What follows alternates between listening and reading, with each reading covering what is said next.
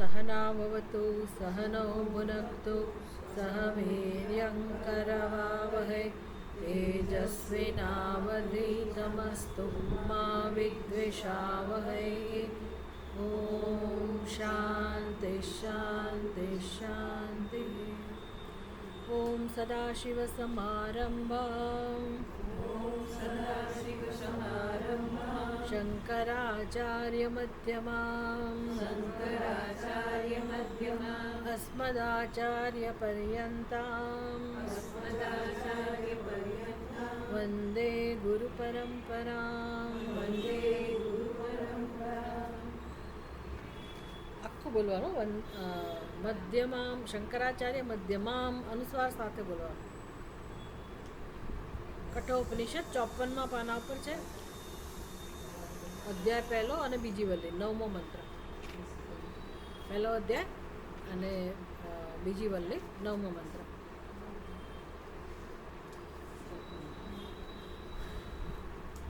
નૈષા તર્કેણ મતિરાપનેયા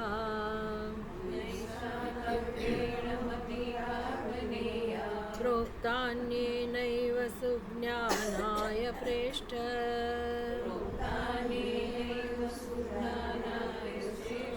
યાં ત્વમાપશ્યત્ય ધૃતિર્બતાસી ત્વાદૃગ્નો ભૂયાન્નચિકેતઃ પૃષ્ટા.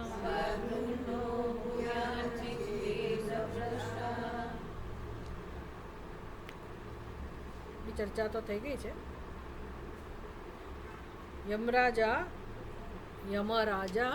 આપણે પેલું પણ બોલવું જોઈએ. મંગલાચરણ 12મા પાના ઉપર છે. 12મા પાના ઉપર મંગલાચરણ છે. ઓમ નમો ભગવતે વૈવસ્વતાય મૃત્યવે બ્રહ્મ વિદ્યાચાર્યાય નચિકેતસે ચ. આ બહુ સરસ પ્રાર્થના છે. નમસ્કાર જે આપણે કરીએ છીએ ને મંગલાચરણમાં, એ બહુ સુંદર એની પાછળની ભાવના છે. સરસ પ્રાર્થના છે. ઓમ નમો ભગવતે વાસુદેવાય નહીં પણ વૈવસ્વતાય. વૈવસ્વતા એટલે કોણ? હા, વિવસ્વાનના પુત્ર એટલે યમરાજા. અને બીજું કોણ છે? બ્રહ્મ વિદ્યા વૈવસ્વતાય મૃત્યવે બ્રહ્મ વિદ્યાચાર્યાય. બ્રહ્મ વિદ્યાના આચાર્ય સૂર્યપુત્ર. વૈવસ્વાન એટલે સૂર્ય, એના પુત્ર એટલે યમરાજા. વૈવસ્વતાય બ્રહ્મ વિદ્યાના જે આચાર્ય છે. એટલે આપણને ઘણો બધો ફાયદો થાય એમને નમસ્કાર કરવાથી. બ્રહ્મ વિદ્યા તો પ્રાપ્ત થાય, પણ યમરાજા પાછા મૃત્યુના દેવતા છે.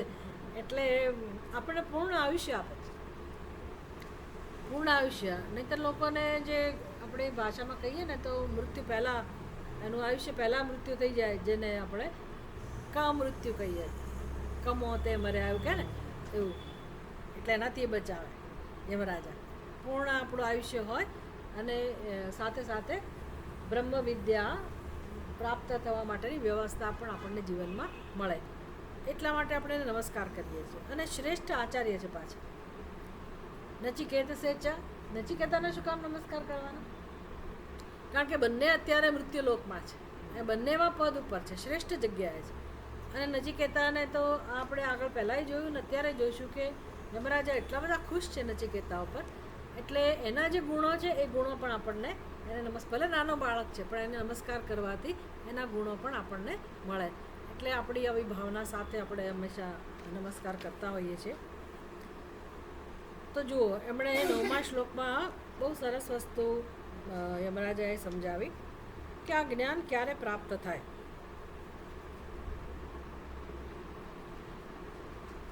આમ તો એણે એની પહેલાંના શ્લોકમાં પણ કહ્યું, ગુરુની પ્રશંસા અને ગુરુનું મહત્ત્વ સમજાવ્યું કે કેવા ગુરુ જોઈએ.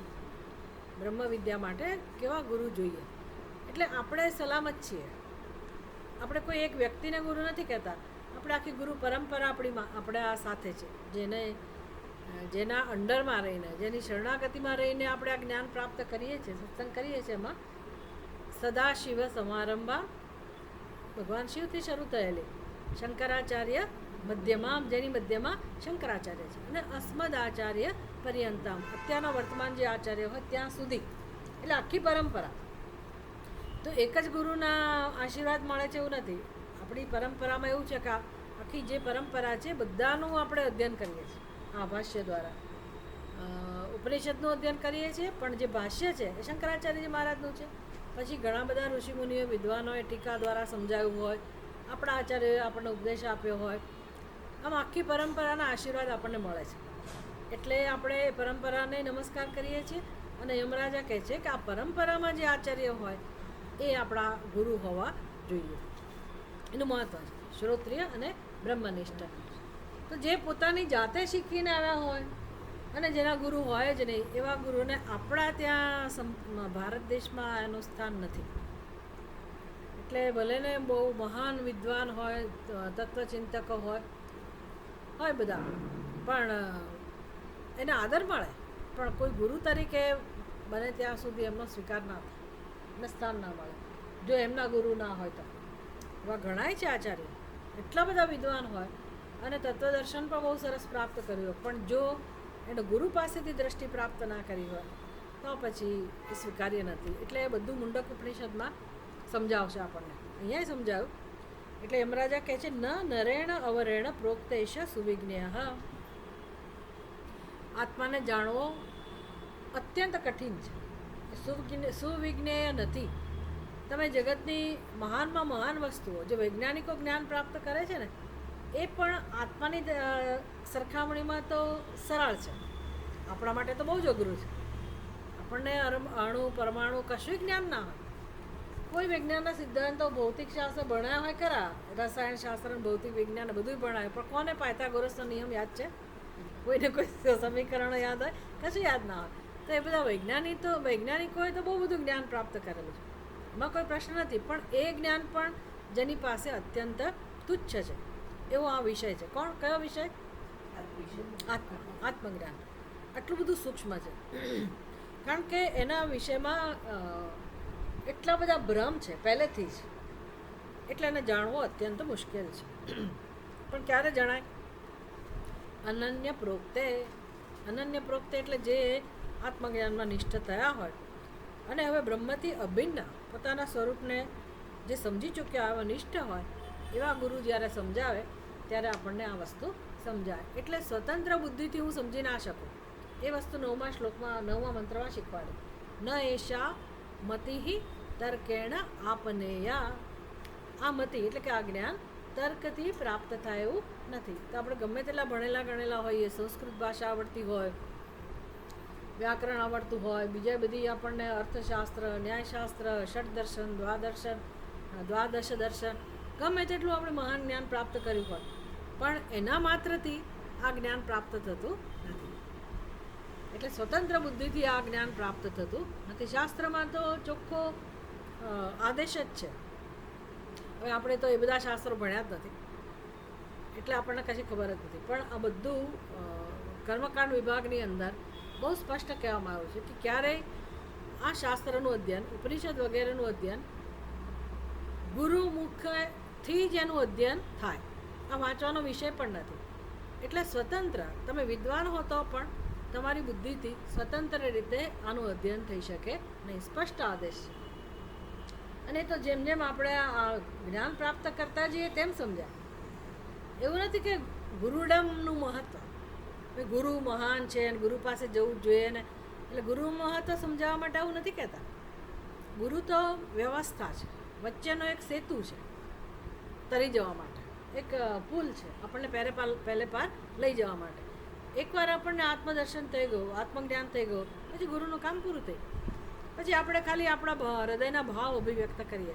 પછી ગુરુ ભિન્ન છે જ નહીં. કોઈ ગુરુ નથી અને કોઈ શિષ્ય પણ નથી. બધા ભેદ જ્યાં સમાપ્ત થઈ ગયા છે. ગુરુ નૈવ શિષ્ય. ગુરુ પણ નથી અને શિષ્ય પણ નથી. એવું આ સ્વરૂપ છે. જીવ પણ નથી અને ઈશ્વર પણ નથી. એ કેવળ બ્રહ્મ છે, એક અને અદ્વિત તત્વ છે. આવું જ્ઞાન છે. પણ એ જ્ઞાન થાય તો મને સમજાય. ન થાય ત્યાં સુધી શું કરવાનું? ન થાય ત્યાં સુધી શું કરવાનું? ત્યાં સુધી સંસાર તો છે જ આપણી બુદ્ધિમાં. સંસારનો આશ્રય તો લીધેલો જ છે. આપણે આપણા સ્વજનોનો આશ્રય લઈને જ જીવીએ છીએ ને. તો મુંડક ઉપનિષદમાં કહું કે દરેક ગૃહસ્થી, દરેક મનુષ્ય 18 શું કહેવાય સ્તંભ, 18 આલંબન લઈને જીવે છે. એટલે એ જમાનાની વાત છે. અત્યારે 18 કરતાં 1800 હોય તો ઓછા. અત્યારે મોટું આલંબન કહું, અરે વાહ, બધાને ખબર છે. ચિંતા થઈ જાય, મોબાઈલ ક્યાં ગયો, શું થયું હશે. મુંડક ઉપનિષદમાં આપણને સમજાવ્યું કે તમે તમારું કર્મ, એ જમાનામાં યજ્ઞ યાગાદી હતા, પણ આ જમાનામાં આપણું કર્મ, આપણને કેટલું વાલું છે આપણું કર્મ. એટલે સંસારને ચાલુ રાખવા માટે આપણે જે પ્રવૃત્તિ કરીએ છીએ આપણું કર્મ. પછી શેના માટે કરીએ છીએ? તો હું અને મારું ફેમિલી, એના માટે, સ્વજનો માટે. એટલે સ્વજનો મારો આધાર, કર્મ મારું આધાર. કર્મ શું કામ કરું છું? કર્મફળ માટે, સુખી થવા માટે, આપણી ઈચ્છાઓ પૂરી કરવા માટે. એટલે કર્મફળ, કર્મ, આપણા સ્વજનો, આ બધું આપણો જીવનનો આધાર છે. એ શું કરે છે આપણને? આ આધાર ક્યાં લઈ જાય છે? મને ખાવા પીવાનું મળી રહે, રહેવાનું મળી રહે, મારા મોજ શોખના સાધનો મળી રહે, એ બધું થાય. ઇમોશનલ લેવલે, લાગણીના સ્તરે મને હૂંફ મળે, નથી મળતી, આ તો કહેવા પૂરતું. કોઈને નથી મળતી, બધા જાણે છે કે કેટલી હૂંફ મળે છે ને કેટલો સપોર્ટ મળે છે ને બધું અંદરનું રહસ્ય છે, પણ સમજી લેવાનું. પણ ચાલો, આપણે જીવનની જરૂરિયાત છે. આપણે એવું માનીએ કે આ બધું મને કુટુંબમાંથી, પરિવારમાંથી, સમાજમાંથી, મારી પ્રવૃત્તિમાંથી, ધનમાંથી, મકાનમાંથી, આ બધી સલામતી અને આ લાગણી, આ બધું મારું પૂરું થાય છે.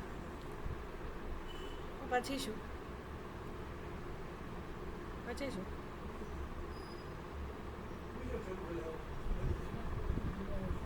બધી વ્યવસ્થા પડી ભાંગે છે. આટલું મોટી મહેનત કરીને તમે ઊભું કરીએ, કેટલું ઘસાયા હો, સ્વજનો માટે કેટલું ઘસાયા હો, પૈસા માટે કેટલું ઘસાયા હો, સંબંધો સાચવવા માટે કેટલું ઘસાયા, કેટલું કર્યું હોય, અને બધું બરાબર હોય. આપણને એમ લાગે કે ના ના, મારે કોઈ તકલીફ નથી, મારા દીકરાઓ તો બહુ ડાયા છે ને મને બહુ સાચવે છે ને, ગમે તેવું બધું સારું હોય, પણ એક વસ્તુ નક્કી છે. શું નક્કી છે? જ્યાં આવ્યા હતા જેવી રીતે એવી રીતે જવાનું છે. જવાનું છે એટલે શું? આખી જિંદગી મેં પ્રયત્ન કર્યો, આટલી બધી મહેનત કરી, એના પર પૂર્ણ વિરામ. એટલે કે હું એકલી આવી હતી, એકલી જઈશ. એ કોઈ મારી સાથે, કોઈ જ નથી આવવાનું, કોઈની ભાવના પણ નહીં, કોઈ પૈસો પણ નહીં, કોઈની લાગણી પણ નહીં, કશું જ નહીં આવે મારી સાથે. આ નક્કી છે કે નહીં? કે ના ના ના, મારી વાત જુદી છે ભાઈ, મારા ઉપર ભગવાનની વિશેષ કૃપા છે. કેમ? તો કે મેં બધું બહુ પ્રમાણિકતાથી કર્યું છે, શ્રદ્ધાથી કર્યું છે. એટલે શું?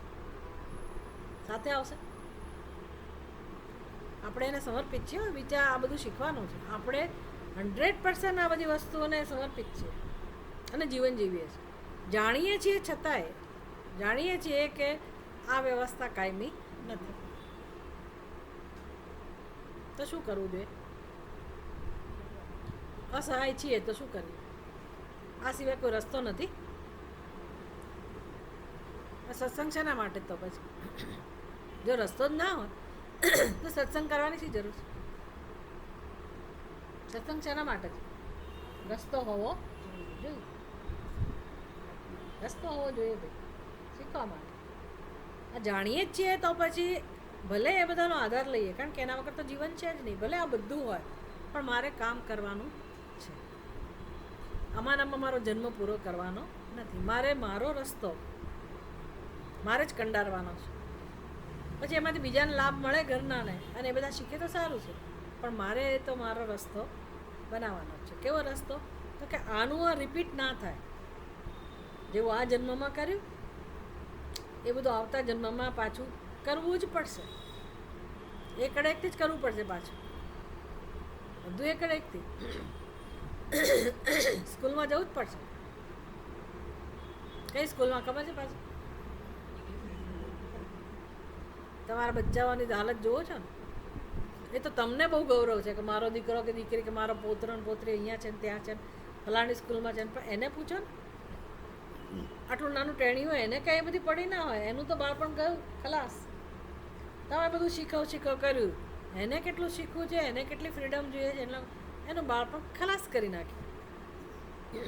મોટો થઈને પછી કેવો સરસ થાય, પણ બરાબર છે એની અંદરની જે અનકોન્શિયસ એનું સબકોન્શિયસ, એની પર્સનાલિટી, એની પોતાના જીવન જીવવાનું કેટલું બળ.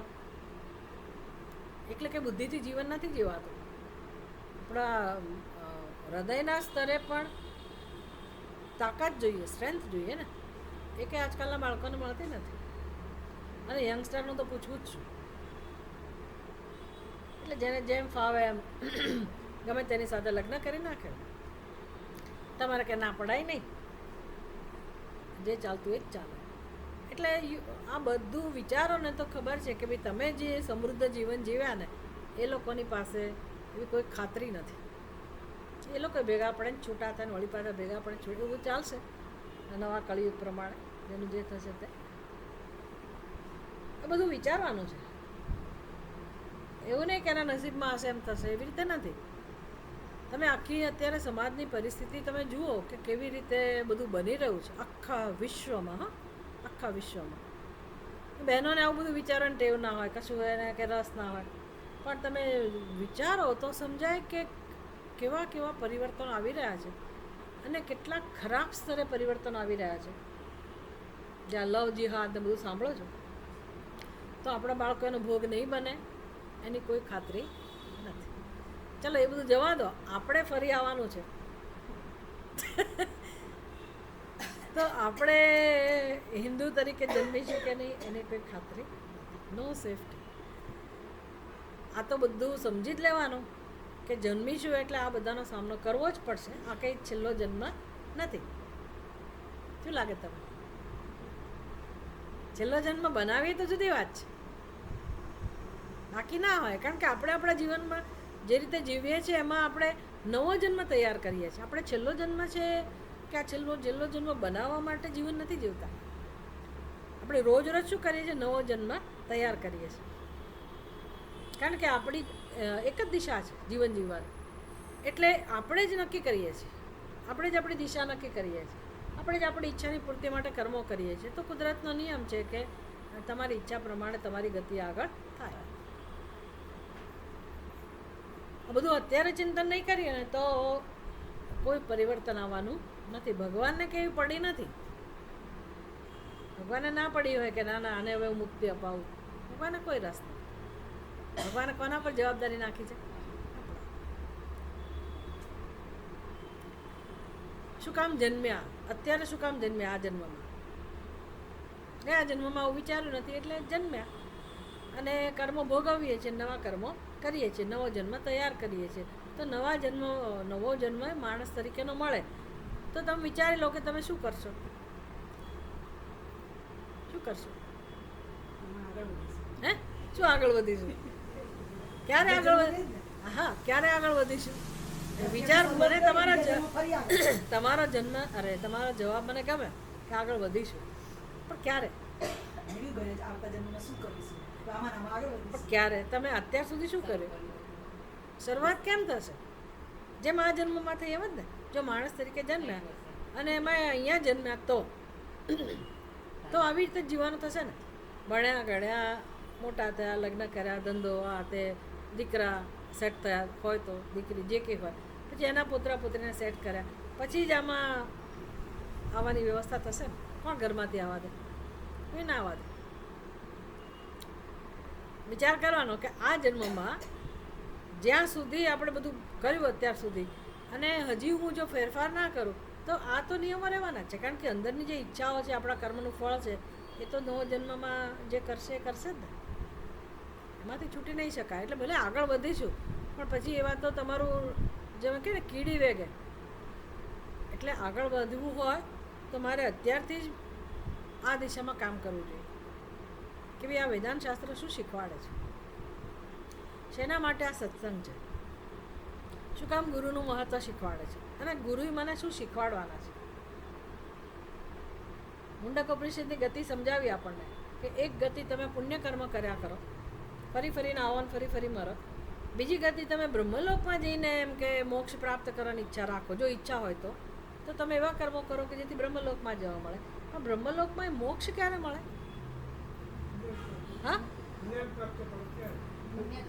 ઉપદેશ પ્રાપ્ત કરો ત્યારે શું કર્મ કરો ત્યારે કર્મના ફળ રૂપે તમે બ્રહ્મલોકમાં ગયા, તમે સારા સારા કર્મો કર્યા, બાકી કંઈ પત્તો ના ખાય, સ્વર્ગમાં સ્થાન ના મળે. બ્રહ્મલોક એટલે શું? હવે એ કર્મ તો આપણું એકેય નથી જીવનમાં, સમજી લો. આપણું એક કર્મ સ્વર્ગમાં જવા જેવું નથી. આપણે તો સ્વાર્થપૂર્ણ જીવન જીવનારા છીએ, જે છે સ્વીકારવું પડે. એટલે બહુ તો પુણ્ય મળે મને આવતા જન્મમાં, કદાચ પૈસાદાર કુટુંબમાં જન્મ મળે તે, પણ એ આપણો કંઈ ચર્ચાનો વિષય નથી, એની ચર્ચા આપણે નથી કરવી. પણ એટલી તો આપણે મુંડક ઉપનિષદમાં સમજ્યા, આટલી ક્લેરિટી આવવી જોઈએ કે બ્રહ્મલોકમાં કોને સ્થાન મળે? તો જેણે નર્યા પુણ્યકર્મ કર્યા હોય, એટલા બધા યજ્ઞ યાગાદી કર્યા હોય એ પ્રકારના, તો પછી એને બ્રહ્મલોકમાં સ્થાન મળે. પણ જો મારી ઈચ્છા મોક્ષની ના હોય તો વળી પાછા આવવાનું. મોક્ષની ઈચ્છા હોય તો બ્રહ્મલોકમાં જઈને મને કેટલું બધું સુખ મળે એની ના નથી. પ્રલય થાય ત્યાં સુધી મને રહેવા મળે. અને મોક્ષ તો ક્યારે મળે? બ્રહ્માજી મને ઉપદેશ આપે ત્યારે. આ બધું શીખવાનું છે, આ બધું ખાલી વાતો નથી, બધું શીખવાનું છે કે બ્રહ્માજી ઉપદેશ આપે ત્યારે. બ્રહ્માજી શું ઉપદેશ આપે? હા, શું ઉપદેશ આપે? હે, ગુરુ શું ઉપદેશ આપે? ગુરુ ક્યાંથી લઈ આવે? ખિસ્સામાંથી, પોતાની બુદ્ધિમાંથી ઉપદેશ લઈ આવે? આ ગુરુ, હા, આપણા સંપ્રદાય. બીજે બધે બધો ઉપદેશ ચાલે છે અને આપણા જ લોકો માણે છે. આ ના હોય ને ચાલે. બહુ સરસ કહે છે ને, બહુ સરસ તમને અઠવાડિયામાં મોક્ષ અપાવી દે ને, આટલામાં આમ થઈ જાય, તમને કેવી કેવી દિવ્ય અનુભૂતિ થાય, બધું બહુ ચાલે છે. એટલે વેદાંતમાં કે કોઈને રસ પડે નહીં. આવું કોને રસ પડે? આવું સાંભળવું કોને ગમે? પણ મોક્ષનું સાધન, અને જો બુદ્ધિ આપણી હોય, આપણે બુદ્ધિનો ઉપયોગ કરતા હોય અને આટલા વર્ષોથી સત્સંગ કર્યો હોય, તો ચોક્કસ સમજાય કે મોક્ષનો સ્વરૂપ કેવું હોય. તો કે અજ્ઞાનને કારણે બંધન પ્રાપ્ત થયું હોય તો મોક્ષ શેનાથી મળે? જ્ઞાન. હવે કોનું અજ્ઞાન? પોતાના સ્વરૂપ, આત્માનું. એટલે બ્રહ્માજી ઉપદેશ આપે તો કયો ઉપદેશ આપે? શાસ્ત્રમાં છે જ. કયો ઉપદેશ છે શાસ્ત્રમાં? તત્વમસી. હે જીવ, તું સંસારી નથી. તું સંસારી નથી. એ જ અંદર આપણો નિર્ણય છે ને, આમ પથ્થરની લકીર જેવો છે. કયો નિર્ણય? હું સંસારી છું, હું દુઃખી છું, હું જન્મેલી છું, હું સ્ત્રી છું, હું પુરુષ છું. ટૂંકમાં એનો અર્થ એક જ થાય, હું જીવ છું. આ પથ્થરની લકીર સમાન છે આપણી બુદ્ધિમાં, આપણા હૃદયમાં. કોઈ રીતે એ નિર્ણય ઘૂસાવાનો. હવે આ તો સત્સંગ કરવા, જો વેદાંતના સત્સંગ કરવા આપણે ગયા અને ઉપનિષદમાં આ બધી વસ્તુઓ આવી, સમજાવવામાં આવ્યું આપણને કે ભાઈ તમારો ભલે આ દ્રઢ નિર્ણય હોય, પણ એ સત્ય. ભલે મને રાત દિવસ આ જ અનુભવ થતો હોય કે હું જીવ છું, હું જન્મેલી છું ને મરવાની છું, અને આ જ મારું સત્ય, ભલે સતત આનો અનુભવ થતો હોય. ઉપદેશ શું છે? આ તારું સત્ય નથી.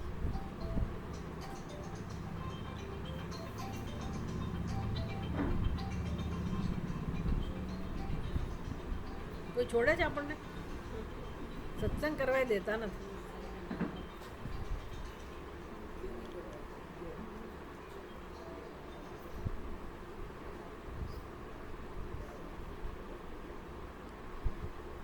હવે આપણે જુઓ, અત્યારે સ્વીકારી નથી શકતા કે આ મારું સત્ય નથી. ઉપનિષદ કહે છે એ વાત સાચી છે, એવું અત્યારે આપણે સ્વીકારી નથી શકતા, ખાલી સાંભળીએ છીએ. અંદર તો મારા ખ્યાલ કયા છે મને ખબર છે. એટલે વિચાર કરો કેટલું કામ કરવાની જરૂર છે.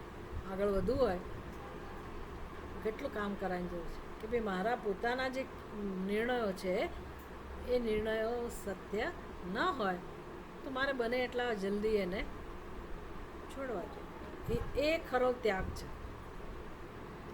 ખરો ત્યાગ આ છે. જ્યારે અહીંયા તમે પહોંચી શકો તમારા નિર્ણયો પાસે, અને એમાં પરિવર્તન લાવવાનું તમે શક્ય કરો, એમ નામ ત્યાગ છે. આપણે આટલું છોડવા તૈયાર.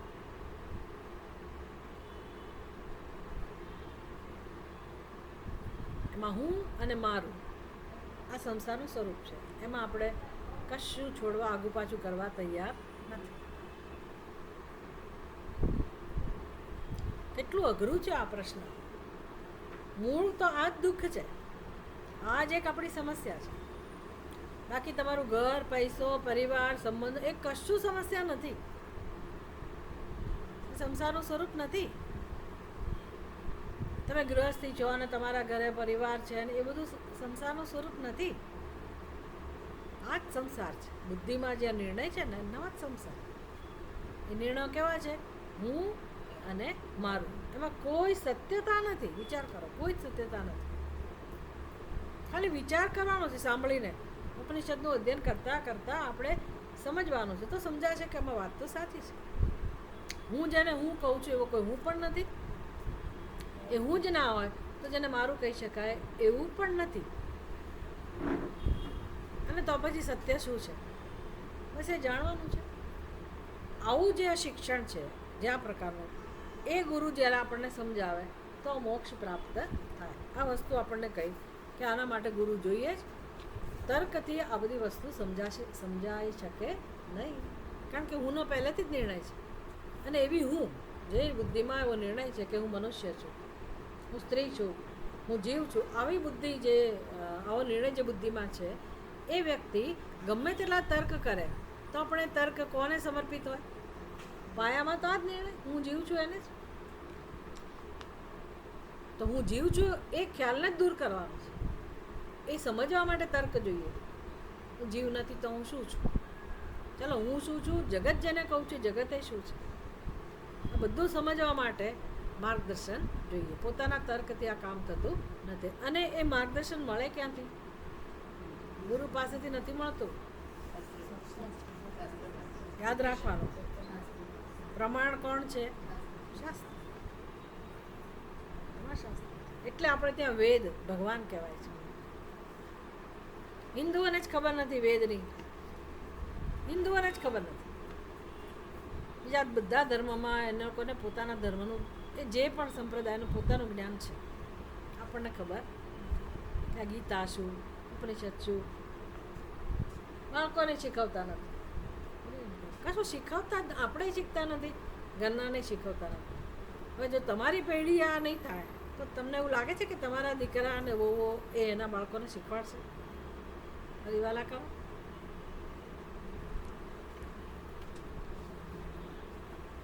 અને આ સિવાય કલ્યાણનો કોઈ માર્ગ નથી. કોઈ જ માર્ગ. આપણને તો આપણા ધર્મની ઉપનિષદનું મહત્વ ખબર હોવી જોઈએ, ગીતાનું વગેરેને ખબર હોવી જોઈએ. ચાલો, યમરાજા બહુ ખુશ છે. યામ તો માપ સત્ય ધૃતિર બતાસી. એ નચિકેતા તું અત્યંત વિલક્ષણ છે. હું ઈચ્છું છું કે બીજા બધાને પણ તારા જેવો જિજ્ઞાસુ પ્રાપ્ત થાય. એ પુત્ર હોય અથવા તો શિષ્ય હોય. તો ગૃહસ્થીઓ શું પ્રાર્થના કરી શકે? ધારો કે તમે સત્સંગ કરીને થોડી ઘણી પણ સમજ પ્રાપ્ત કરી હોય તો તમે જો એટલું સમજી શક્યા હો કે જીવનમાં કોઈ પણ જીવનું કલ્યાણ આ જ જ્ઞાનથી થાય, એટલે આના સિવાય ઉત્તમ કોઈ બીજી વસ્તુ નથી. તમને એ જ્ઞાન થયું પ્રાપ્ત, તો તમે તમારા સંતાનોને શું આપવા ઈચ્છો? જો તમને આ સમજાયું મહત્વ કે આનાથી કિંમતી કોઈ જ વસ્તુ નથી જગતમાં. જેમ મૈત્રેયીને કોણે સમજાયું? મૈત્રેયીને ખબર નહોતી. યાજ્ઞવલ્ક્ય જ્ઞાની હતા. એની પત્નીએ જેવો પ્રશ્ન પૂછ્યો કે ભાઈ તમે પૈસા તો આપી દીધા મને, અને આટલું બધું ધન તમારી પાસે છે, અને તમે સંન્યાસ લો છો, તમે ક્યાં જાઓ છો? શેના માટે સંન્યાસ લો છો? શું કામ? એવી કઈ ઈચ્છા છે તમને? અને અમને આપી દીધું તો ઠીક છે, અમારું જીવન તમે જીવી લઈશું, પણ તમે ક્યાં જાઓ છો? શેના માટે જાઓ છો? અને શું સમજાયું યાજ્ઞવલ્ક્ય? હું જાઉં છું અમૃત તત્વ માટે. આપણને તો અમૃત એટલે શું ખબર ના હોય, એટલે કે રસોઈ ના હોય. પણ એ તો ઉપનિષદના શબ્દો છે. અમૃત એટલે મોક્ષ, અમૃત એટલે નેક્ટર. અંગ્રેજી ભણ્યા તો નેક્ટર કે ભાઈ ચલો અમને કંઈ રાસ સ્વાદ મળે, એવું અમૃત નહીં. અમૃત એટલે હંમેશ માટે દુઃખમાંથી અને પરમ આનંદની પ્રાપ્તિ, બંને. મૈત્રેય હું એના માટે જાઉં છું. ક્યાં મળે, કેવી રીતે મળે, શું કિંમત છે એની? એની કોઈ કિંમત નથી. એટલે સત્સંગમાં મફત આપણે કરાય. તમે મેં આજે મોબાઈલમાં કોઈનો મેસેજ આવ્યો કે સાપ્તાહિક વેદાંત શિબિર આજે ને આજે રજીસ્ટ્રેશન કરાવો. મને આ મેસેજ આવ્યો, વિચાર કરો તો. જો બીજાને તો આવતા જશે ને, થોડીક ખબર પડે કે આ માણસને વેદાંતમાં રસ છે. એટલે આજકાલ લોકો આવી રીતે તો શું ફ્રીમાં કરાવવાના છે? આજે ને આજે રજીસ્ટ્રેશન કરાવો, એમ કરાવવાનું શરૂ કરો એટલે એની ફી હોય. સંસ્કૃત ગ્રામર શીખવું હોય તો ફી હોય. ઓનલાઈન બધું શીખવાડવા બેઠા છે, પણ કશું મફતમાં નથી. આપણા સત્સંગમાં આપણે કોઈ ચાર્જ નહીં લેવાનો, લેવાય ના જોઈએ, આપણે લેતાય નથી. પણ કોઈને કિંમત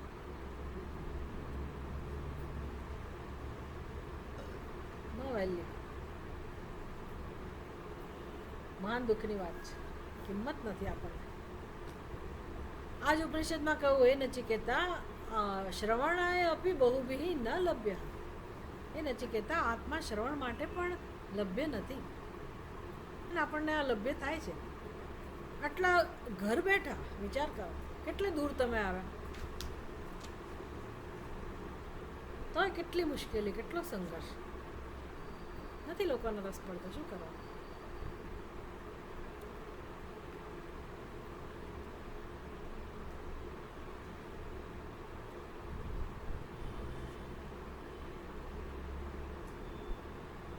ન મામ તો માપહ સત્ય ધૃતિર બતાસી. એટલે તમને માની લો કે કદાચ નિયમિત સત્સંગ કરવાથી આત્માનું દર્શન થયું, સ્વરૂપ સમજાયું, ને એમ લાગ્યું કે જીવનમાં સૌથી કિંમતી હોય તો આત્મજ્ઞાન છે, તો તમે તમારા પ્રિયજનોને, ભલે કદાચ તમારા સંતાનો હોય કે ના હોય, તમારી પ્રિય વ્યક્તિ હોય અને એ તમારું સાંભળતી હોય, તો તમને શું આપવાનું મન થાય?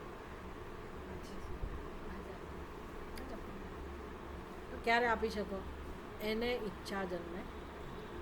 એટલે અહીંયા યમરાજાએ આવું પ્રાર્થના કરી કે નચિકેતા, તારા જેવો જિજ્ઞાસુ, અથવા જિજ્ઞાસુ એટલે શિષ્ય, આવો તારા જેવો શિષ્ય પ્રાપ્ત થાવ ગુરુને, અથવા તો એવો પુત્ર પ્રાપ્ત થાવ. હવે ગુરુને તો કંઈ પુત્ર હોય નહીં, ઋષિમુનિઓ હોય તો જુદી વાત છે. સંન્યાસી એને એવા કંઈ પુત્ર પુત્રી હોય નહીં, તો એને શિષ્યના રૂપમાં એવો જિજ્ઞાસુ પ્રાપ્ત થાવ. પણ તમે જ્ઞાન પ્રાપ્ત કર્યું હોય તો તમને શું પ્રાપ્ત થવું જોઈએ? એવો પુત્ર, એવું સંતાન. એવી સરસ અહીંયા ઈચ્છા વ્યક્ત કરે કે માતા પિતાને એવું સંતાન પ્રાપ્ત થાય કે જે જિજ્ઞાસાવાળું હોય, એ પૂછે. કેટલી સરસ વિશ છે ને યમરાજા. વિચાર આવે છે આવો કોઈ દિવસ? તમને નથી આવતો? નહીં તો તમે છોકરાઓને કંઈક એ રીતે તૈયાર કર્યા હોય, ક્યાંક મોકલ્યા હોય, કશુંક શીખવાડ્યું હોય. ના, અત્યારથી શું, એક ખાલી પેલા ત્રંબક અહીંયા જામાં એ આખું ગામ પેલું વગાડતી ને કહેશે, એ શીખવાડ્યું હોય. ઓમ ભૂર્ભુવ સ્વઃ. મારા છોકરાને બધું આવડી ગયું. કેટલું શીખવી શકાય, પણ ના, એ તમે શીખવા ઈચ્છો તો એ તમારા તો પોતરા પોતરી હોય, પણ એના મા બાપ ના શીખવા દે કે શું તમે અત્યારથી બધું શીખવા માટે. આપણે આ બધું શાસ્ત્રમાંથી આ બધું જાણવાનું છે કે યમરાજા આવું કેમ અભિવ્યક્ત કરે છે કે નચિકેતા, તારા જેવો પુત્ર પ્રાપ્ત થાય, તારા જેવો શિષ્ય પ્રાપ્ત થાય. કારણ કે તમે શ્રેષ્ઠમાં શ્રેષ્ઠ વારસો તમારા સંતાનોને શું આપીને જઈ શકો? જો તમે પ્રાપ્ત કરી હોય કિંમતી વસ્તુ, તો તમે આપીને જઈ શકો. નહીંતર કંઈ જ ના આપી શકો, અને તમારી એક જ ઈચ્છા હોય કે તમારા સંતાનો સુખી થાય. એ જ ઈચ્છા હોય, બીજી શું ઈચ્છા હોય? માતા પિતા તરીકે તમારી ઈચ્છા શું હોય સંતાનો માટે?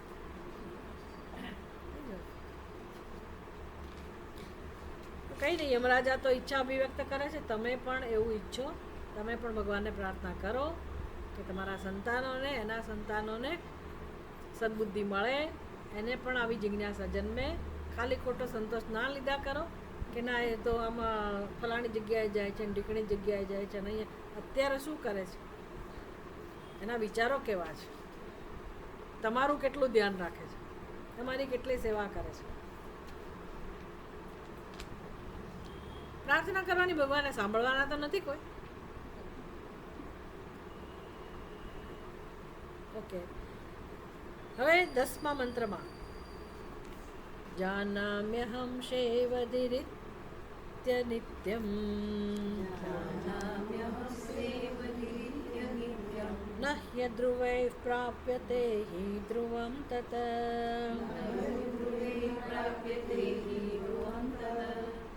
તતો મયા નચિકેતાશ્ચિતોऽગ્નિઃ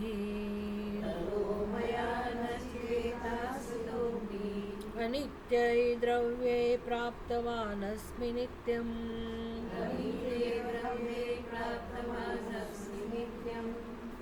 જો પહેલાં હું સંધિ છૂટી પાડું છું. જાનામી, જાનામ્યહમ છે ને, એમાં જાનામી પછી અહમ શેવધિ ઇતિ અનિત્યમ નહીં અધ્રુવૈ પ્રાપ્યતે ધ્રુવમ તત તતઃ મયા નાચિકેતઃ ચિતોગ્નિઃ અનિત્યૈ દ્રવ્યૈ પ્રાપ્તવાન અસ્મિ નિત્યમ. આ શ્લોકની ઉપર, આ મંત્રની ઉપરનું જે વાક્ય છે ને ભાષ્યકારનું, એ શું છે? પુનરપી તુષ્ટ આહ. હવે આહ એટલે કહ્યું. કોણે કહ્યું?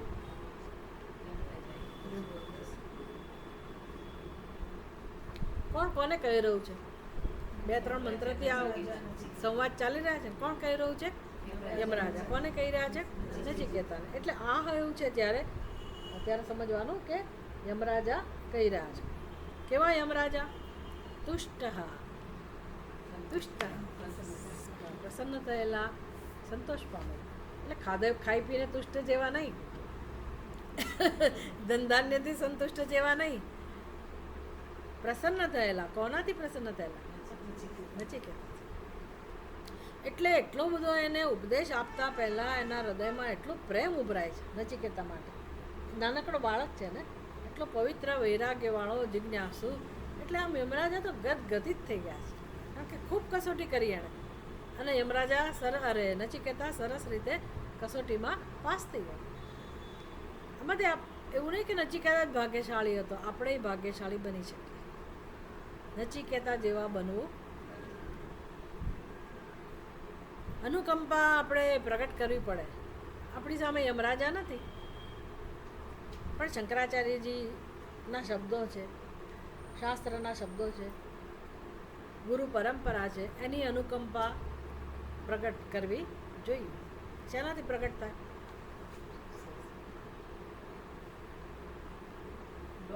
શેનાથી પ્રગટ થાય?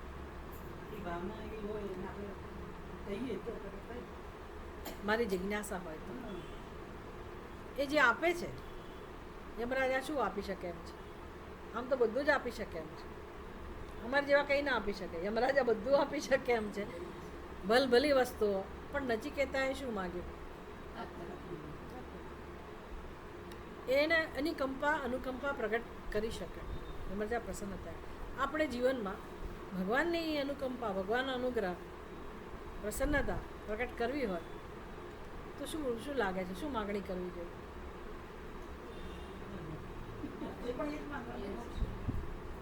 માગવાનું, બ્રહ્મ વિદ્યાની માગણી કરવાની, બ્રહ્મ વિદ્યાની પ્રાર્થના કરવાની. એવું છે ને, કોઈ ગમે તેટલું કહે એટલે એનાથી કંઈ એવી માગણી થતી નથી. મારે તૈયાર થવું પડે, મારે તૈયાર થવું પડે. એ પ્રદર્શનનો વિષય. હું 10 વાર કહું કે આ મને બ્રહ્મ વિદ્યા આપો ને મને તો બહુ ઈચ્છા છે ને એનાથી કંઈ કામ થતું કહેવાની એ જરૂર નથી. મારા હૃદયમાં તરસ જન્મવી એવી તરસ ક્યારે જન્મે? આત્મજ્ઞાનની તરસ ક્યારે જન્મે? આ બધું રોજ રોજ સત્સંગમાં શીખવાડેલું છે. આત્મજ્ઞાનની તરસ ક્યારે જન્મે? હા હા એક જવાબ સાચો છે. તમે શું કહો છો? તીવ્ર ઈચ્છા ક્યારે જન્મે એ મારો પ્રશ્ન છે. તીવ્ર ઈચ્છા ક્યારે જન્મે?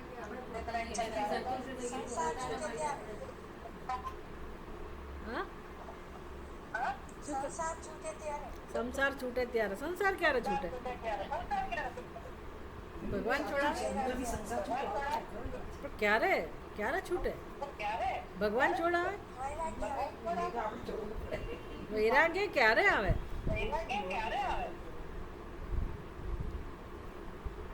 એમાં કોઈકનો મોબાઈલ એવો છે ને કે એમાંથી રિપીટ થાય છે. કોઈક લેપટોપમાંથી બોલે છે. તમારા માઇક્રોફોન બંધ કરી દેજો બોલ્યા પછી. હવે નહીં આવે. વૈરાગ્ય ક્યારે જન્મે? સંસાર ક્યારે છૂટે મને કહો તમે. ભગવાન છોડાવે? ભગવાને તો જગત જ એવું બનાવ્યું છે. સાંભળો, ભગવાને તો જગત જ એવું બનાવ્યું છે, સંસારની વ્યવસ્થા જ એવી રાખી છે કે વૈરાગ્ય જન્મે જ. જન્મે નહીં એવું નહીં. વૈરાગ્ય જન્મે એવી જ જગતની વ્યવસ્થા છે. દંડા બહુ જ પડે છે આપણને, બધેથી ફટકા પડે છે. પણ આપણે વાંદરાની કથા યાદ છે ને? વાંદરાની કથા યાદ છે ને? વાંદરાને કેમ ફટકા પડે છે મને કહો.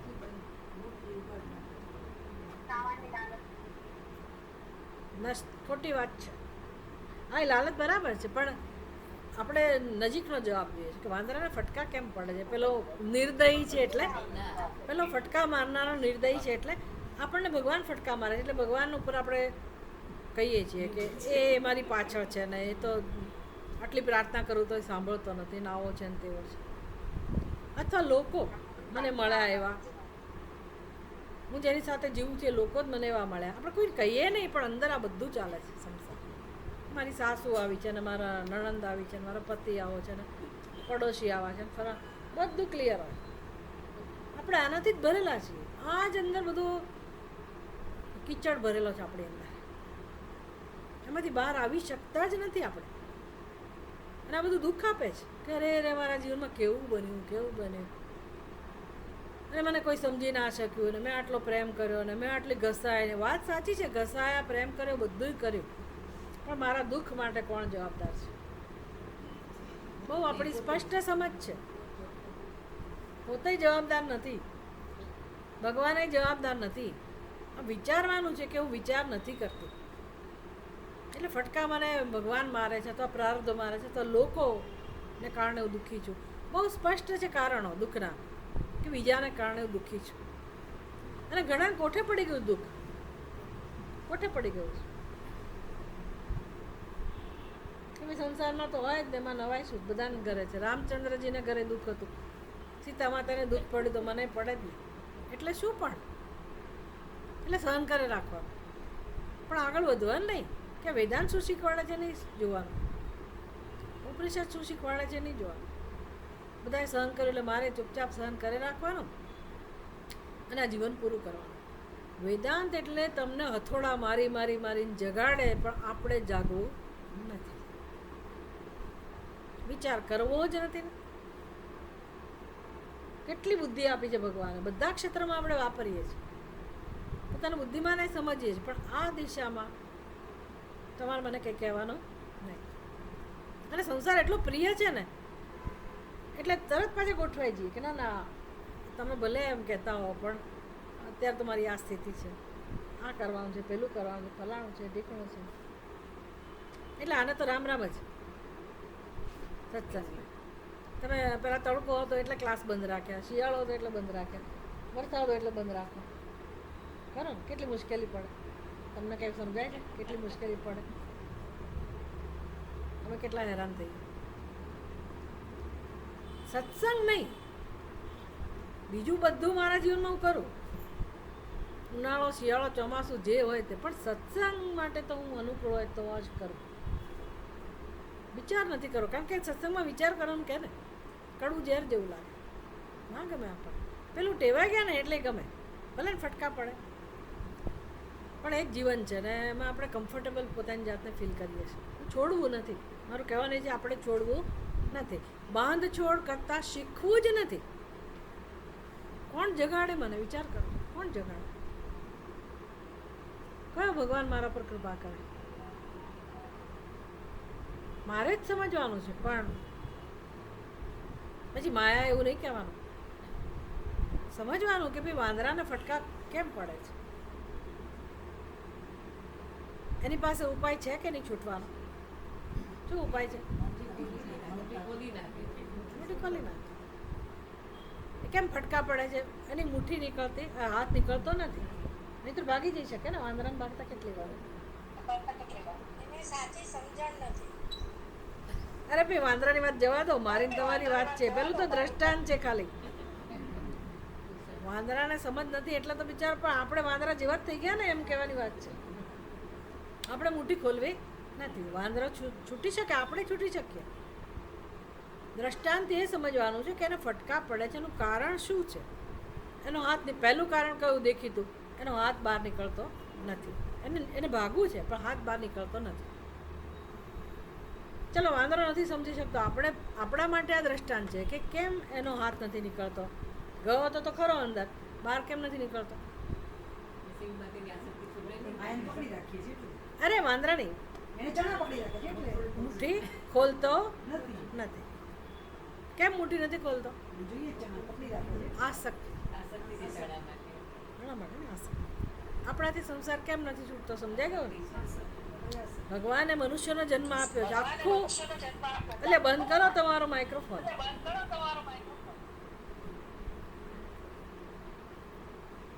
આટલા બ્રહ્માંડમાં ચારે બાજુ દુઃખ છે. જીવજંતુઓ દુઃખી છે બિચારા, પણ એ લોકોને રસ્તો જ નથી મુક્ત થવાનો. માણસનું શરીર, માણસની ઉપાધિ ભગવાન એવી બનાવી છે કે ઈચ્છે તો હંમેશ માટે મુક્ત થઈ શકે. પોતાના સ્વરૂપને જાણવાનું છે, મારે બીજાને નથી જાણવાના. કોઈ શરત નથી, કોઈ પાબંદી નથી, કોઈની પરાધીનતાની જરૂર નથી. આમાં મારી બુદ્ધિનો ઉપયોગ કરીને મારે મુક્ત થઈ જવાનું છે. માયા વચ્ચે નથી આવતી, ભગવાને વચ્ચે નથી આવતો, કોઈ વચ્ચે નથી આવતું, જગતે નહીં. વચ્ચે કોણ આવે છે? મારી આસક્તિ.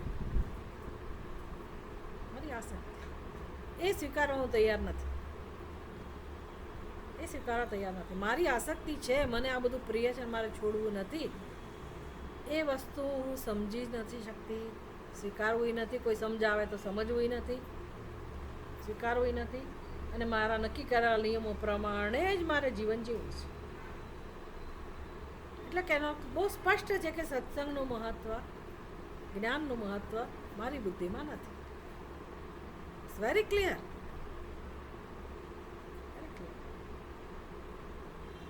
એટલે આ કે નાનીમાંના ખેલ થોડા છે કે ભાઈ તમે આવો વેદાંતનો સત્સંગ કોઈને લગભગ મળે જ નહીં, કોઈ સમજી શકે નહીં. આપણે આટલા વર્ષથી આમ જજુમીએ છીએ તો હવે તો અંદરથી જાગરણ થવું જોઈએ ને કે મારી બુદ્ધિ કેમ નથી આ બધું સમજી શકતી, કેમ નથી સમજી શકતી. કે મારે એક જ કામ કરવાનું છે. શું કામ કરવાનું છે મોક્ષ માટે? હા, ચલો એ તો ઠીક છે, તમે આસક્તિ ઓછી કરી છે તો જ સત્સંગ સુધી આવતા હશો. પણ હવે બીજી આસક્તિ કે પછી બીજા જે કંઈ હોય, પણ આટલો નિર્ણય તો તમને થવો જોઈએ ને કે મોક્ષ માટે એક જ પ્રયત્ન કરવાનો છે. શું કરવાનું છે? આસક્તિનું કારણ. આસક્તિ કેમ નથી છૂટી? આસક્તિનું કારણ અવિદ્યા મારી બુદ્ધિમાં છે. વિવેક નથી, વૈરાગ્ય નથી. આસક્તિ શેનાથી જાય? વૈરાગ્યથી, ત્યાગથી. વૈરાગ્ય શેમાંથી જન્મે? વિવેકમાંથી. વિવેક ક્યારે આવે? વિવેક ક્યારે આવે? ચિંતન થાય, સાચું ખોટું સમજાય. એ શેમાંથી સમજાય? સત્સંગમાંથી. ના પડે તો મારી બુદ્ધિ તો ના સમજે. મને નહીં સમજાય. કેમ? તો કે મારી બુદ્ધિ આવી જ છે, અમને આ બધું ના સમજાય. આ નિર્ણય કોનો છે? આપણો. ભગવાને તો જેની બુદ્ધિ બનાવી, ભગવાને બુદ્ધિ બનાવી છે બધાની સરખી જ બનાવી છે. બધાની બુદ્ધિમાં સામર્થ્ય મૂક્યું છે. કોઈને ભગવાને સંસારી બનાવ્યા નથી. બધાને બુદ્ધિ આપી છે, બધા વિચારી શકે. સ્ત્રી હોય તો શું થઈ ગયું? ભલે અનેક સમસ્યા હોય, પ્રશ્નો હોય, બંધનો, બધું બરાબર છે. મોક્ષ માટે કોઈ પણ વ્યક્તિ અધિકારી છે. આપણે જ જવાબદાર. આ મીન્સ આપણે જ પૂરતા છે. ભલે ઘરમાં જે પરિસ્થિતિ હોય, આર્થિક પરિસ્થિતિ ગમે તેવી હોય, આપણી શારીરિક પરિસ્થિતિ ભલે ગમે તેવી હોય, હાથ પગ દુખતા હોય, ફલાણો રોગ હોય, ઢીકણો હોય, આ હોય તે હોય, ગમે તે મુશ્કેલી કેમ ના હોય, મને આત્મજ્ઞાન માટે કોઈ રોકી શકે નહીં. કોઈ જ ના રોકી શકે. હા, તમે પથારી વશ થઈ ગયા પછી તો પૂરું થઈ ગયું કામ. પણ જ્યાં સુધી આપણે એવી સ્થિતિમાં નથી ત્યાં સુધી મને કોઈ રોકી શકે નહીં. આ નિર્ણય નહીં થાય ત્યાં સુધી આસક્તિ જવાની નથી. મારે એક જ કામ કરવાનું છે. કયો નિર્ણય? દુઃખમાંથી છૂટવા, મોક્ષ માટે મારે એક જ કામ કરવું છે. મારું અજ્ઞાન જવું. બહુ મોટો કૂદકો માર્યો કહેવાય જો આ નિર્ણય થઈ જાય. ધીરે ધીરે આગળ વધવાનું ઠીક છે. હવે તો આપણે છે ને ધીરે ધીરે આપણી અંદર સામર્થ્ય છે તો ઉપયોગ શું કામ ના કરી લઈએ? કોણ રોકે છે આપણને? શું હું અંગ્રેજી ભાષામાં બોલું છું કે તમને ના સમજાય? તમને અંગ્રેજીમાં સમજાય એવા બધા ઘણા બધા હશે, પણ એવો તો પ્રોબ્લેમ નથી. હું કંઈ સંસ્કૃત ભાષામાં, ભલે આ ઉપનિષદ સંસ્કૃતમાં હોય તો એ ભાષામાં નથી, ગુજરાતીમાં જ સમજાવું છું. તમે ના સમજાવતો હોય તો પ્રશ્ન પૂછો, એવી છૂટ છે. તો શું ખૂટે છે? શું ખૂટે છે મને કહો. હવે તો ઊંઘી જાઓ તો હું કંઈ ના કરીશ.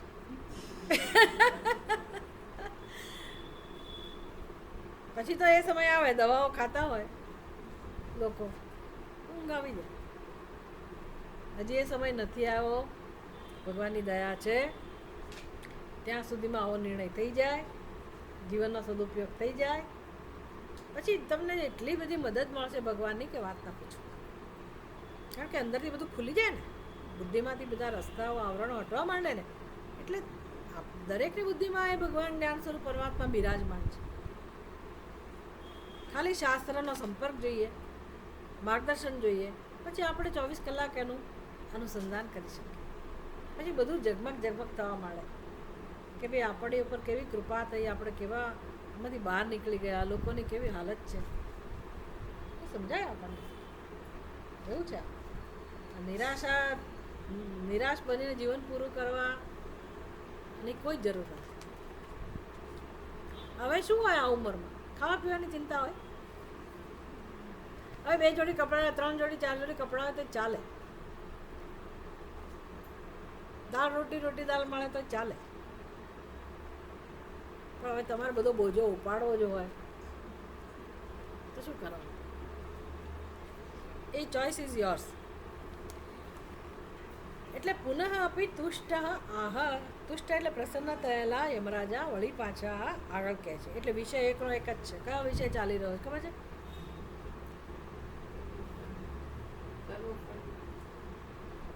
ના, આમ વિષય કયો ચાલી રહ્યો છે? હું તો તમારી પરીક્ષા લઈશ જ. આગળના મંત્રમાં જે હતો એ જ વિષય ચાલી રહ્યો છે. હા, હજી એમાં બીજી લાઈન છે.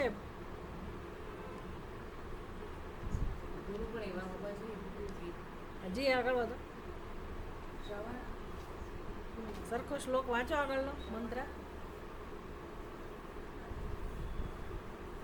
એ જ આની પહેલાનો જ મંત્ર સરખો આખો પૂરેપૂરો વાંચો તો વિષય ખ્યાલ આવશે. એટલે એનો અર્થ શું થયો? ઉત્તમ શિષ્ય પ્રશંસા. પોતાના શિષ્યની પ્રશંસા. એ જ વિષય ચાલી રહ્યો છે. આગળ પણ એ જ વસ્તુ કહી રહ્યા છે, કારણ કે યમરાજા ધરાતા નથી. નચિકેતાનું વ્યક્તિત્વ જોઈને યમરાજા ધરાતા નથી. એટલે પુનઃ અપ્યાહ, વળી પાછા કહે છે. શું કહે છે? જાનામ્યહમ શેવદિહિ ઇતિ અનિત્યમ. શેવદિહિ અનિત્યમ ઇતિ જાનામી. એ નચિકેતા, મને ખબર છે કે આ કર્મફળ રૂપી ખજાનો, નિધિ એટલે ખજાનો. ખજાનો કેમ કહે છે? તો કે અનાદિકાળથી આપણી સાથે ફરે છે. દરેક જીવની સાથે શું ફરે છે? પોતાનું કર્મ, એટલે કર્મફળ. ખરો ને? કર્મફળ. એનો અર્થ કે એનો નાશ થતો નથી. આમ તો જોવા જાવ તો એ નિત્ય કહેવાય. પણ એ ખજાનો એટલે કે ગમે તે કર્મફળ હોય, હું ભોગવું એટલે એનો નાશ થઈ જાય છે ને, તો પછી એને નિત્ય કહેવાય કે અનિત્ય કહેવાય? અનિત્ય. બરાબર. એટલે ગમે તેલા કર્મ કરું, પુણ્ય જરૂર મળે, સુખ ભોગવું ખરી, પણ વળી પાછું એ ફળ નાશ પામે. યમરાજા કહે છે મને આ ખબર છે કે હું ગમે તેટલા શ્રેષ્ઠ કર્મ કરું, પુણ્ય કર્મ કરું, ગમે ત્યાં જાઓ, તો પણ એક સમય એનો નાશ થવાનો છે. આ મને જ્ઞાન છે. નહીં અધ્રુવૈ પ્રાપ્યતે ધ્રુવમ તત. યમરાજા કહે છે કે નચિકેતા, મને આ પણ ખબર છે કે જેને પ્રાપ્ત કરવા ઈચ્છીએ છીએ એ વસ્તુ નિત્ય છે કે અનિત્ય?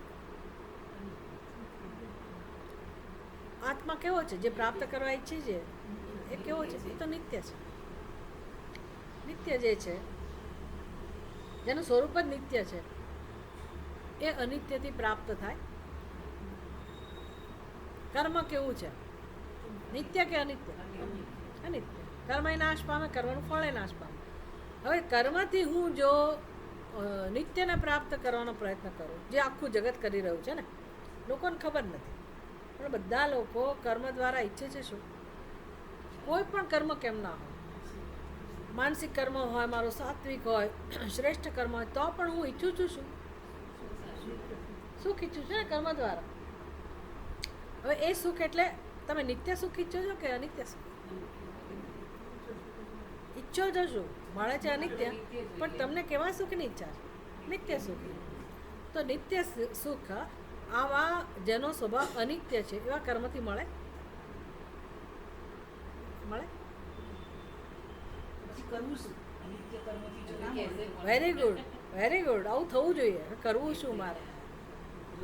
પણ પહેલા એ જ જાણવાનું છે ને. એ જ જાણીએ છીએ ને, એટલા માટે તો આપણે સત્સંગ કરીએ છીએ. પહેલાં એટલી તો ખબર પડે કે મને નિત્ય જોઈએ છે. એ તો સ્વીકારે આપણી બુદ્ધિ. ચાલુ, તમે સ્વીકાર્યું, વેરી ગુડ. પણ લોકોને તો શું જોઈએ છે? લોકો નિત્ય સુખ જોઈએ, પણ બુદ્ધિમાં શું છે કે મને અહીંથી મળશે ને ત્યાંથી મળશે ને આ જોઈએ ને પેલું જોઈએ. એમ અનિત્ય સુખમાં જ લોકો તો બિચારા શોધે છે ને, કર્મ કરે છે. પણ લોકોને ખબર નથી કે મને નિત્ય સુખ જોઈએ છે. સુખ જોઈએ છે એટલે ખબર છે, પણ નિત્ય સુખ જોઈએ છે ખબર, તકલીફ ત્યાં છે. તો એના માટે દિશા પછી પ્રશ્ન થાય કે ભાઈ નિત્ય સુખ શાનાથી મળશે? પહેલાં આટલું તો સમજાય. અને આ કંઈ શબ્દો નથી શ્રુતિના, આ અનુભવ છે આપણો. મારો ને તમારો એકનો નહીં, આખા વિશ્વનો, દેવતાઓ બધાનો અનુભવ આ જ છે કે કોઈને સુખ હાથમાં આવતું નથી. નિત્ય સુખ હાથમાં આવતું નથી. આવે છે ખરું, જતું રહે છે. કેટલાક વર્ષો એવા સરસ જતા રહે, ખબર ના પડે ક્યાંથી અચાનક બધું આવે. અને કશું નહીં તો કરચલીઓ પડવા માંડી, વાળ સફેદ થવા માંડ્યા, બીપી વધવા માંડ્યું, પગના એ દુખવા માંડ્યા. શું કરશું? એટલે એ સંદેશા છે ના છે, ગરબડ શરૂ થઈ જ ને. એટલે ગમે તેટલે હું સુખી હોઉં, પણ પછી શું? તમે મને ચાંદીની થાળીમાં સરસ સરસ આઈટમ મૂકીને આપો, પણ પેટ પચાવે જ નહીં, તો હું સુખી કહેવા? કોઈ સુખી કહેવાય? જગતમાં કોઈ સુખી હોઈ શકે? નથી મળતું નિત્ય સુખ. એટલે નક્કી જ છે કે મારે મરવાનું જ છે, તો નિત્ય સુખની આશા ક્યાં રહી? આવું જીવન ના આપણને પસંદ હોવું જોઈએ. ધિક્કાર થવો જોઈએ કે મારે આવું જીવન નથી જીવવું. એટલે મરી જવું છે એવું નહીં, મારે ઉપાય શોધવો છે. આવું જીવીને શું કરવાનું? આટલું બધું ઘસાયા લોકો, ઘરના લોકો માટે, નાના માટે ને તેના માટે ને છેક સુધી ઘસાવા તૈયાર છીએ, બધું કર્યું, અને આપણને સુખ મળતું જ નથી ક્યાંય કોઈ રીતે. ચલો મને તો નથી મળતું, દુનિયામાંય કોઈ નથી મળતું, આપણે અટકી જઈએ મને જ નથી મળતું. કેમ તો કે મારી સાસુનો સ્વભાવ આવો જ છે, સાસુ જ આવે હંમેશા. સાસુ માટે કોણ હોય? વહુને માટે કોણ હોય? બંને એકબીજા માટે. આ તો ખાલી દ્રષ્ટાંત છે. દરેક વ્યક્તિ સાસુ પણ છે અને દરેક વ્યક્તિ વહુ પણ છે, બધામાંથી પસાર થાય છે. પણ આપણા સમીકરણો આવા છે જગતમાં કે મારા દુઃખ માટે બીજા જવાબદાર છે. એટલે મારા જીવનમાં દુઃખ છે, મને જ દુઃખ છે એટલું જ વિચારી શકીએ છીએ. પણ તમે બીજે જુઓ, મુંડક ઉપનિષદમાં કહે છે અંગીરા શૌનકને, પરીક્ષે લોકાન કર્મચિત્તાન. તમે આખા જગતની પરીક્ષા કરો. બધે શું છે? ઘેર ઘેર હવે હોય શું? આ માટીના ક્યાં છે?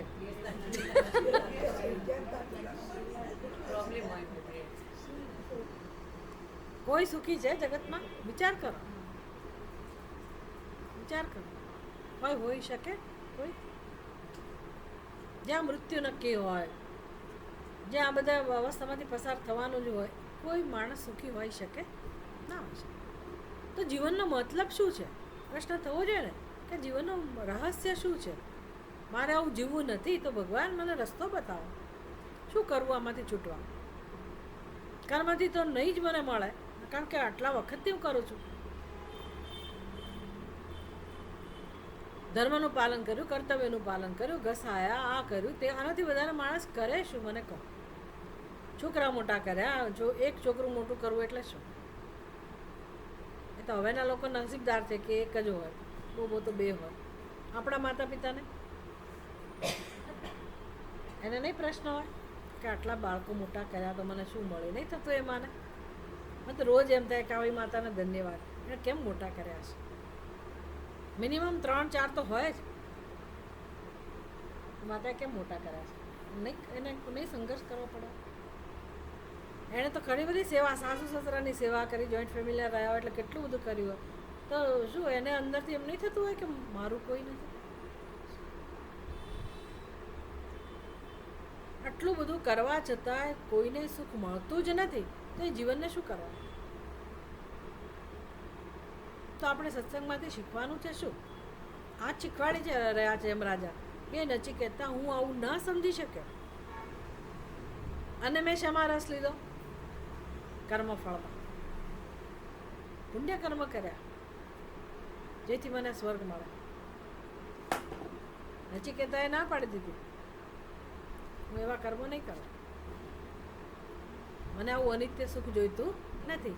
મને શું જોઈએ છે? નિત્ય સુખ જોઈએ છે. નિત્ય વસ્તુ અનિત્ય સાધનથી પ્રાપ્ત થાય નહીં. એ આપણે નથી સમજી શકતા, એટલે આપણે આખી જિંદગી ઘસડો કર્યા જ કરીએ છીએ, મજૂરી કર્યા કરીએ છીએ. આપણી ભાષામાં શું કહેવાય? ઢસરડો. કામ કરવું એ ઢસરડો નથી. અપેક્ષાથી જીવન જીવવું અને બોજા નીચે દબાઈ જવું ને અપમાનના ભોગ બનવું ને પરવશતા ભરેલું જીવન જીવવું ને કોઈ આપણો સ્વીકાર કરે ના કરે, મોટે ભાગે તિરસ્કાર થતો હોય, અંદરથી આપણે રોતા હોઈએ, બધું હોય, અને નામ ઢસરડો, બોજાવાળું જીવન. તો શું કરવું? શું ઉપાય છે? પહેલાં તો આ જાણવાનું કે નિત્ય સુખ એ આ રીતે અનિત્ય જેનો સ્વભાવ છે એવા કર્મોથી કે એવા વ્યવહારથી પ્રાપ્ત થઈ શકે નહીં. આટલું ગયું અંદર. નિત્ય સુખ આપણી જે જીવન જીવવાની રીત છે એનાથી પ્રાપ્ત થાય નહીં. હજી તમે જો વધારે વિચારી શકતા હો કે ભાઈ નિત્ય એટલે શું? નિત્ય કોને કહેવાય? જે કાયમ માટે હોય જ, ખરો ને? તો પછી પ્રાપ્ત કરવાનો વિષય હોય નહીં. પ્રાપ્ત કરવાનો વિષય બને, પ્રાપ્ત કરવાની વસ્તુ બને. બધાની ફરિયાદ છે મને સુખ ના મળ્યું, સુખ ના મળ્યું. પણ નિત્ય સુખ જેની ઈચ્છા છે એવી જ સુખની ઈચ્છા છે ને કે આવીને જતું રહેવી. નિત્ય સુખ કોને કહેવાય એ તો ખબર હોવી જોઈએ ને કે ભાઈ હું ઘરમાં હોઉં તોય કેવી હોઉં સુખી, બહાર જઉં તો પણ સુખી, મારા ઘરે ન ગમતા મહેમાન આવે તોય ભાઈ આપણે માથે પડીએ, બોલાવે કે ના બોલાવે, મારે જવું જ છે નક્કી કરી નાખ્યું પણ ન માગ્યા મહેમાન એ આવી ગયા તો આપણે અંદરથી ઈચ્છીએ કે ભાઈ હું સુખી હોઉં. શત્રુ હોય કે મિત્ર હોય, ગમે તે પરિસ્થિતિ, ગમે તે સમય હોય, મારી ઈચ્છા શું છે, સુખીની કે દુઃખીની? બાલ્યાવસ્થામાં સુખ મળે તો ચાલે, યુવા અવસ્થામાં નહીં મળે તો ચાલશે એવું હોય? એ વૃદ્ધાવસ્થામાં તો બધા દુઃખી જ હોય એટલે વાંધો નહીં, એવું ચાલે? કઈ અવસ્થામાં સુખ જોઈએ તમારે? બધી અવસ્થામાં સુખ જોઈએ છે, બધી જગ્યાએ સુખ જોઈએ છે, બધા સમયે, બધી પરિસ્થિતિમાં સુખ જ જોઈએ છે. એટલે નિત્ય સુખ જોઈએ છે એ તો નક્કી થયું કે નહીં?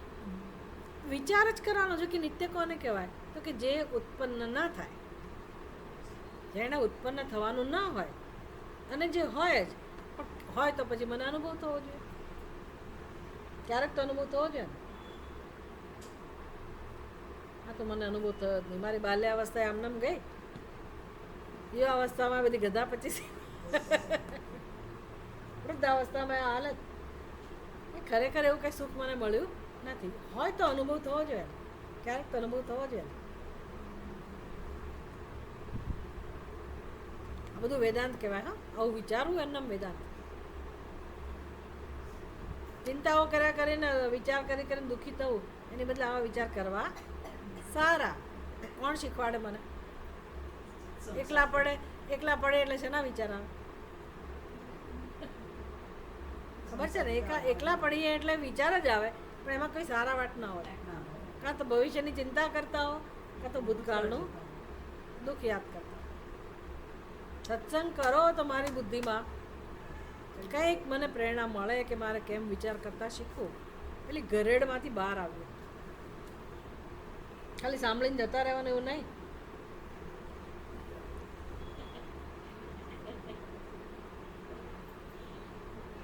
અમે જઈ આવ્યા સત્સંગમાં.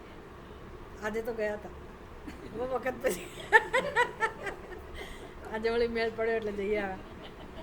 આજે કોઈ મહેમાન નહોતા આવવાના, આજે તબિયત સારી હતી, આજે બહુ તડકો નહોતો. પ્રેક્ટિકલ તો થવું પડે.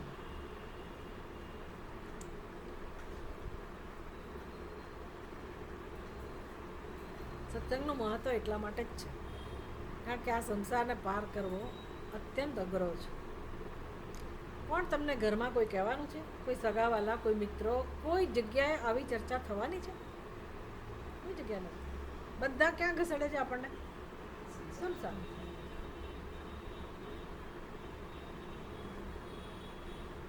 ના ના, અમે તો ઘરે બેસીને સાંભળી લઈશું.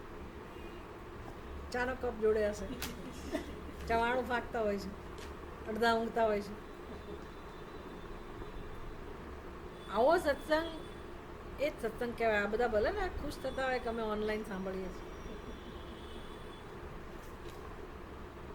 બોપલવાળાને તો ખસવું જ નથી, એને મજા પડી ગઈ છે કારણ કે હું ત્યાં આગળ કોઈ મને વ્યવસ્થા કરી આપી નહીં, ત્યાં સત્સંગ થતો નથી એટલે એ લોકોને મજા પડી ગઈ છે. અમે તો ઓનલાઈન બેઠા બેઠા સાંભળીએ. તમને હું દોડાવ કરું છું કે અહીંયા આવો અથવા ત્યાં આવો. હું તો ક્યાં નહીં કહું, બધી જગ્યાએ આવો, અઠવાડિયામાં 2 ક્લાસ તો કરો. બોપલવાળાને તો કંઈક મજા જ પડી ગઈ છે કે ક્યાં કહેવાનું. અમે તો આવી જ જઈએ છીએ ને, ના એટલો લાભ ના મળે. સત્સંગ આનું નામ જ કહેવાય. સામ સામે બેઠા હોઈએ, તમે આમ જોખું ખાઓ તો મને ખબર પડે એટલે હું દંડો લઉં હાથમાં. તમે સાંભળ્યું ના સાંભળ્યું, મોઢું બગાડ્યું, મને બધી ખબર તો પડવી જોઈએ કે ક્યાંથી કયા રિએક્શન આવ્યા. કોઈને નથી સમજાવ્યું તો 2 વાર સમજાવો, 3 વાર સમજાવો. બધું મહત્વ છે આનું. અને એ સિવાય તમને ખબર નથી દિવ્ય વસ્તુ કઈ બનતી હોય છે. કારણ કે આ શાસ્ત્રના શબ્દો છે, અચિંત્ય શક્તિ છે શબ્દની. એ સરસ્વતી છે સાક્ષાત. આ હું નથી બોલતી, વ્યવસ્થા છે એ ત્યાંથી આવે છે. આ કનેક્શન ત્યાંનું હોય એટલે વચ્ચે કોઈ ડબડબ કરે, બીજે ફોનની રિંગ વાગે ને ઊભું થયું, બધા ડિસ્ટર્બન્સ થઈ જાય, કનેક્શન જતું રહે. એટલે આખી આ ગ્રેસ કહેવાય, ઐશ્વર્ય. આ જગ્યામાં કેવા વાઇબ્રેશન ઊભા થાય છે તમને ખબર છે? અનંતકાળ સુધી અહીંયા એક પવિત્ર વાતાવરણ ઊભું થાય. આ મહાનમાં મહાન યજ્ઞ છે. ભલા જે પવિત્ર યજ્ઞ હોય છે એના કરતાં આ જ્ઞાન યજ્ઞ અત્યંત પવિત્ર કરનારું છે. એટલે એનું કેટલું પુણ્ય છે. જે જગ્યા આપે કે ભાઈ મારી જગ્યામાં કરો, એ વ્યક્તિને કેટલું પુણ્ય મળે. બહુ મોટું પુણ્ય. ભાગવતમાં બધું વર્ણન છે. આપણને કશી ખબર કઈ જ ખબર. પણ સત્સંગ આ રીતે જ થાય તો જ અંદર જાય. થોડુંક પણ અંદર ગયું હોય ને તો પછી એ ઘણું કામ કરે. અને કામ કરે જ, ના કામ કરે એવું ના હોય. શાસ્ત્રની કૃપા હોય, ગુરુની કૃપા હોય, ઈશ્વરની કૃપા હોય. ચોથી કૃપા કોની જોઈએ? મારી પોતાની. મારી પોતાની. મને મહત્વ ના હોય, અમૃત હાથમાં આવ્યું હોય ને હું એને નાખી દઉં. ક્યારે આપણી બુદ્ધિમાં આ બધું ઉતરશે? આત્મકૃપા થાય મહત્વ છે. સારું. તતઃ મયા નાચિકેતઃ અગ્નિ અનિત્ય દ્રવ્ય પ્રાપ્તવાન અસ્મિ નિત્યમ. એટલે મેં શું કર્યું નચિકેતા? મને ખબર તો હતી કે આ નિત્ય સુખ અનિત્ય કર્મથી પ્રાપ્ત ના થાય. અને નચિકેતા મેં શું કર્યું? નાચિકેત અગ્નિનું અનુષ્ઠાન કર્યું. હવે યમરાજા કહી શકે નાચિકેત અગ્નિ માન આપે છે. પહેલાં કંઈ યજ્ઞનું નામ નાચિકેત અગ્નિ નહોતું. આપણે આગળ ભણી ગયા ને વચ્ચે યમરાજાએ વરદાન આપ્યું. 3 વરદાન આપ્યા. એમાં બીજું વરદાન નચિકેતાએ કયું માગ્યું? કયું કયું વરદાન માગ્યું? સ્વર્ગમાં કેવી રીતે જવાય એ લોકોને સમજાવો, એ રસ્તો બતાવો.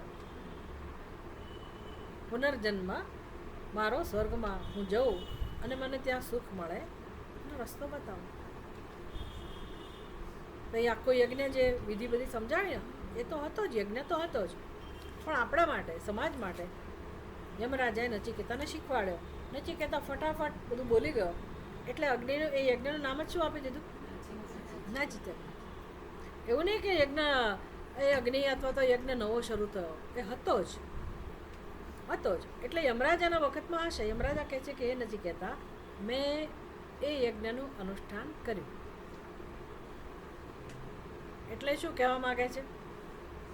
એ યજ્ઞનું અનુષ્ઠાન કર્યું એટલે મેં મોક્ષ માટે પ્રયત્ન કર્યો. જે તે કર્યો, જે તું કરી રહ્યો છે એ ના કર્યું. મેં શું કર્યું? યજ્ઞનું અનુષ્ઠાન કર્યું.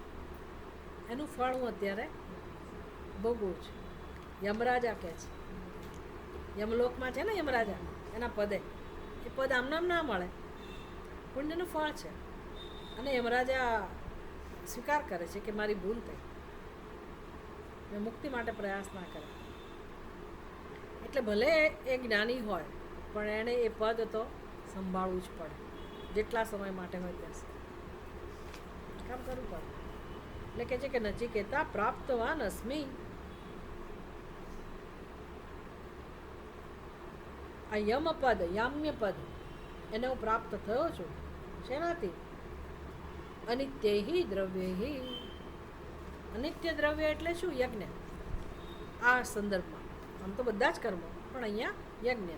યજ્ઞ જે અનિત્ય દ્રવ્યથી જ થાય ને યજ્ઞ. પણ એ ફળ કેવું હોય?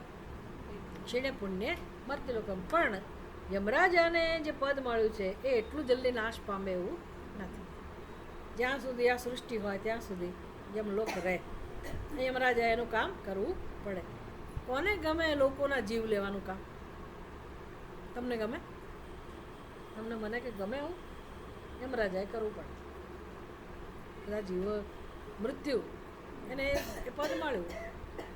બહુ મોટું પદ છે પણ કામ તો કરવાનું જ ને. ક્યાં સુધી કરવાનું? પાછું સૃષ્ટિ છે ત્યાં સુધી. નવી સૃષ્ટિ સર્જાય ત્યાં પ્રલય થાય, નવી સૃષ્ટિ થાય, પછી વાત જુદી છે. પણ ત્યાં સુધી એણે પદ ભોગવવું પડે, જે હવે યમરાજાને ગમતું. હું ચૂકી ગયો. મેં મોક્ષ માગ્યો હોત તો મને મોક્ષ મળ્યો. એમ મારે નક્કી કરાવવાનું છે કે આ જન્મમાં નિત્ય સુખ જોઈતું હોય તો એક એક કર્મ મને કામમાં આવવાનું નથી. તો શું કરું? કર્મ છોડી દેવા? તો કે ના, તમારા ભાગે જે આવતા કર્મ કરો, પણ બંધનનું કારણ કોણ છે? બંધનનું કારણ આપણે જન્મ લેવો પડે છે, એનું કારણ કર્મ ખરું, પણ કર્મ કેમ કરે? અજ્ઞાન છે. એટલે બંધનનું કારણ શું છે? અજ્ઞાન. માટે મોક્ષ જોઈતો હોય તો શું ઉપાય હોય? જ્ઞાન, જે અજ્ઞાનને દૂર કરે. બરાબર ને? એટલે કર્મથી અજ્ઞાન દૂર થાય નહીં. કર્મ છોડી શકે એમ છીએ જ નહીં, સંસાર તો ચલાવવાનો જ છે. એટલે જેટલા જરૂરી હોય એટલા કર્મ કરવાના. જીવનમાં ઉપયોગ હવે શેના માટે કરવાનો? જીવનનો ઉપયોગ જ્ઞાન ક્યારે પ્રાપ્ત થાય? આંખો બંધ કરીને ઘરમાં બેસી રહો, જ્ઞાન પ્રાપ્ત થાય? શું કરવું પડે? આટલું કરવું પડે. સત્સંગ કરો. તમારે તો અઠવાડિયામાં એક જ વાર આવો છો, 2 વાર એવાતું નથી. જેટલું થાય એટલું, પણ સત્સંગ કરો. ઓમ પૂર્ણમદ પૂર્ણમિદમ પૂર્ણાત પૂર્ણમુદચ્યતે પૂર્ણસ્ય પૂર્ણમાદાય પૂર્ણમેવાવશિષ્યતે. ઓમ શાંતિ શાંતિ શાંતિ. હરિ ઓમ. શ્રી ગુરુભ્યો નમઃ. હરિ